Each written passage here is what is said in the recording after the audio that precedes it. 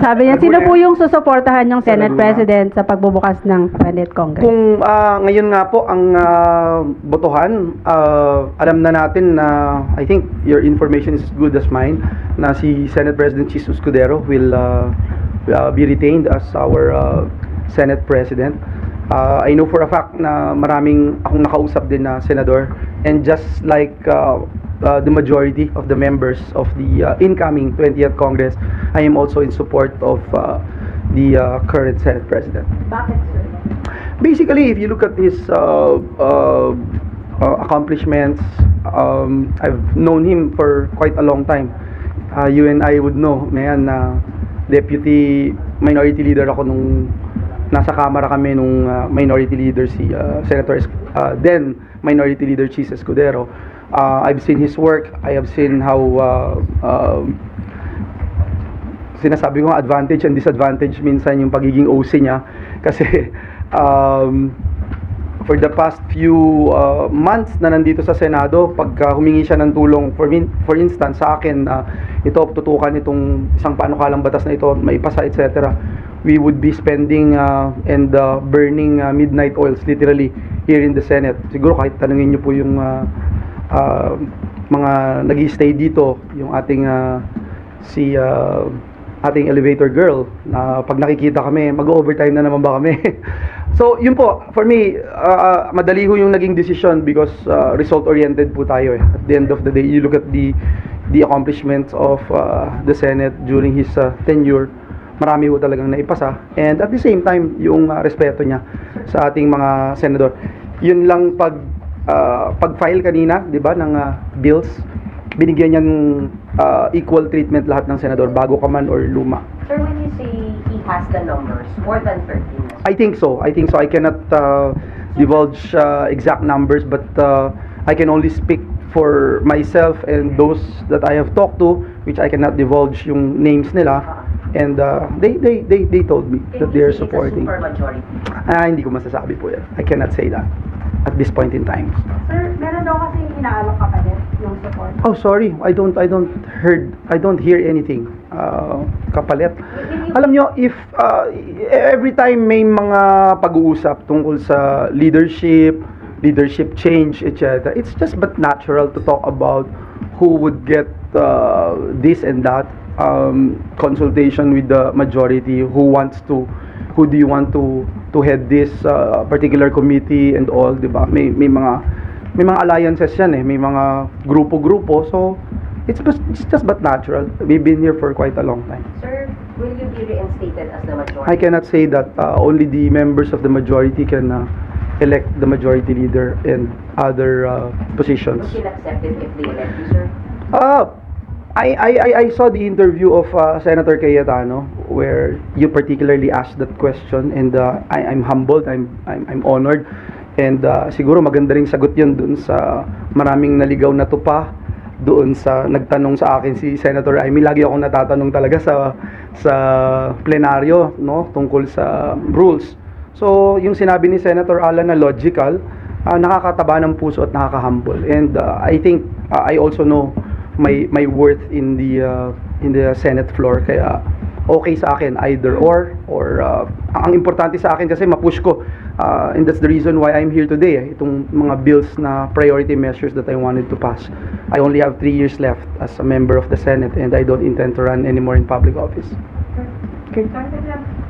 Confident and definite na si President Escudero na. I am confident because I've talked to at least majority of the senators, so I can say that. But of course, every day is another day. Hindi ko masabi kung magbabagong isip yung mga nakausap ko, but as far as I'm concerned, dun sa mga nakausap ko, 13 mahigit na yung nakausap ko na they are in. Well, we are all in talks. Ganyan talaga, kahit nga hindi mo kasama, naboboto kay SP Soto, nakausap ko, SP Chis, nakausap ko rin.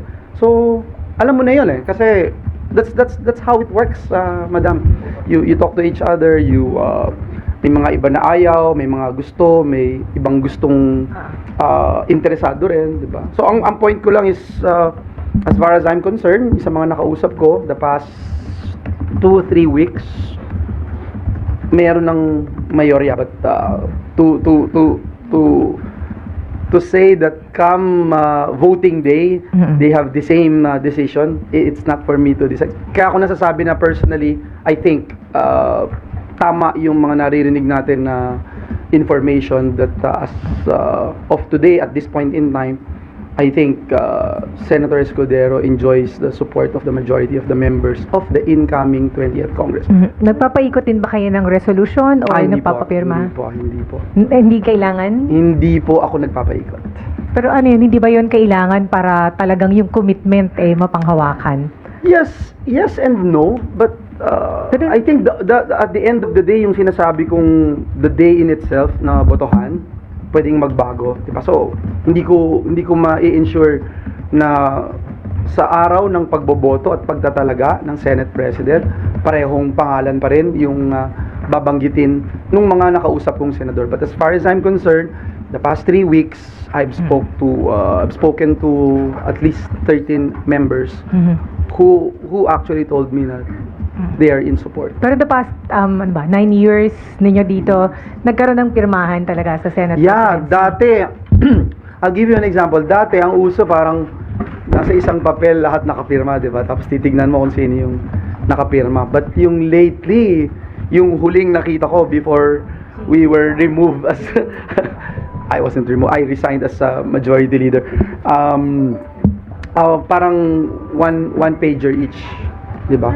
Ngayon ba walang pangangailangan na gawin yan? Or do you intend to do that? Hindi naman kasi ako tumatakbong Senate President, kaya siguro wala akong intention banggitin kung anong mas prefer ko. Sir, kayo po ba ang nag-gather ng votes for SG? Hindi naman. Kayo ang nandito, sir. Hindi naman, but I think most, if not all, of the members, current members of the Senate, knew very well na itong mga nakaraan, kayo nga, pati nga kayo nalilito eh. Akala nyo, adyo pa ako eh.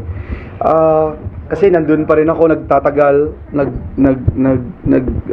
spend more time on the floor, pati pagtulong doon sa pagpasa ng mga batas bago matapos yung 19th Congress. So I think alam ng lahat na I enjoy working with Senator Escudero as well. Sir, ano naman yung nakikita nyo na parang, kasi sabi ni Senator Rico Soto, open daw siya maging minority leader. How do you see it? Lahat ng posibilidad po pwedeng mangyari. At if Senator Soto would go for the minority leadership, I think he would be a very effective minority leader. Para po sa akin, at the end of the day, yun nga, pagdating ng botohan, at uulitin ko, yung hindi bumoto doon sa nanalong Senate President, sila po yung nasa minorya. At hindi ibig sabihin na ikaw ay nasa minorya o oposisyon sa Senado, hindi ibig sabihin oposisyon ka sa administrasyon. So yun, magandang maintindihan din ng taong bayan. So what happens now to the seatmates? Yung kasama kayo doon? Madami sa amin, mas majority sa amin ang nakita nyo naman majority sa amin are working side by side with the current Senate President nitong last few months ng ating 19th Congress. Sir, bakit kayo nag-decide na yung supporta? Di ba siya yung dahilan kaya kayo napatasok na? Hindi ko tinitingnan yung ganong huling phrase mo na siyang dahilan na napatalsik. Kasi una, hindi naman ako napatalsik, nag-resign po ako. Pangalawa, tinitignan natin lagi yung performance. Tinitignan din natin lagi yung kung saan mo maipupush yung iyong mga adhikain at advokasya sa susunod na kongreso. Kagaya na lang, for example, ng issue on open BICAM. Ever since ang Senado, sa pagkakaalam ko, ang Senado, ever since has been very keen and passionate in ensuring that there is transparency, not just in budget deliberations, but also for all the measures that we are passing. So, hindi ko alam saan nanggagaling yun. Biglang may nagsasuggest, but it's been there at hindi naman nawawala po yun. Laging invited ang members of the media at any Tom, Dick, or Harry can actually attend our hearings and BICAM conferences. And again, hindi lang po sa budget, kundi sa bawat panukalang batas na aming tinatalakay dito sa Senado. Sir, paano yung di ba majority, minority? Saan tatayo yung independent kung na sinasabi ni na Senator Risa na if ever, baka sila yung magiging independent mo. Well, yun yung intricacy sometimes of the setup of an institution like the Senate. Kung hindi siya bumoto doon sa Senate President, tapos hindi din siya boboto doon sa Minority Leader, then parang nasa gray area siya, and ang pinakamadaling sabihin, independent itong bloke na ito. But at the end of the day, you only need the majority, and the members of the minority. So if the independent will not allow themselves to be part of the majority or get committees, then it's also their choice. But most of the time, sa dami ho ng committees at kakaunti yung miyembro ng Senado, most of the time talagang nabibigyan po lahat. If you recall, Minority Leader, Deputy Minority Leader, mahawak ng mga major committees. So, sir, kapag ka independent yung isang senator, may chance, may risk na hindi mabigyan ng committee chairmanship? Usually, ang nangyayari is dahil wala kang binotong Minority Leader or Senate President, ang usual na nangyayari talaga is hindi ka mapaprioritize to whatever committee you are gunning for. But I think that's natural.